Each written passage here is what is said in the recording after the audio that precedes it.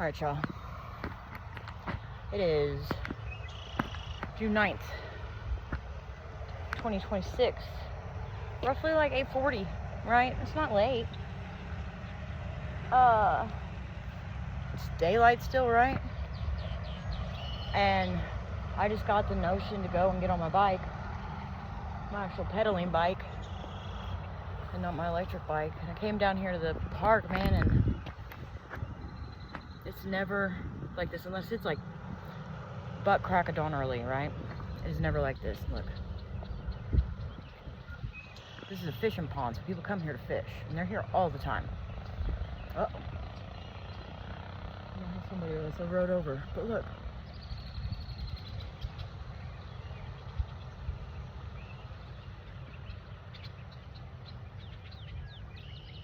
Not a one.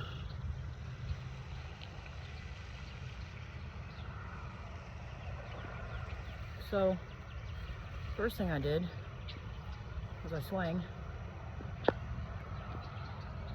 The next thing I'm gonna do is I'm gonna go down this slide. Why? Because it feels like the universe set this up just for me right now. Be a kid.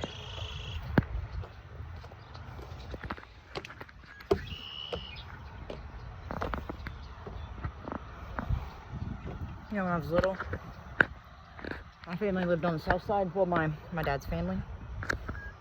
And we would always take this bypass up here. And from the very top, at the very top of the bypass, like you can see cars going by there. See that truck maybe. Very top of the bypass, you can see this pagoda. And that's how I always knew I was close. We were close to my aunts. I loved my aunts. Her husband had a bowling alley. It was just like the fun place to be, you know? A lot of cool memories there, a lot of fun. And then one time, just one time when I stayed there, I didn't stay there one time, but one time when I did stay there, back here, where that little building is, if you go back through that woods, there's a pathway to their old house. And my cousin took me there once, and I just thought it was the coolest thing ever.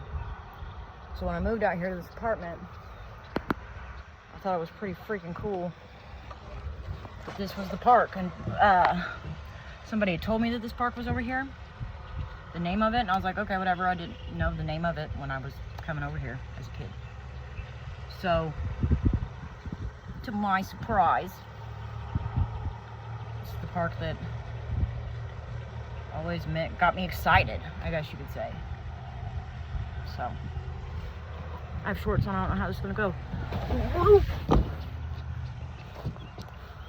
Faster than what I thought.